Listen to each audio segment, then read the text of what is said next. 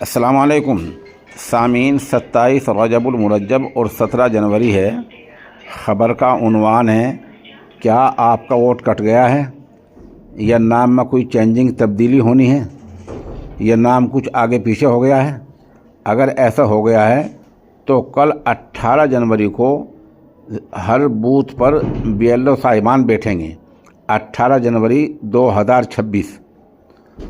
Farm number 6, अगर नया vote बनवाना है, अगर किसी वजह से वोट कटवाना है, कोई इंतकाल हो गया किसी का या कोई दूसरी जगह आदमी चला गया है, तो फार्म नंबर 7।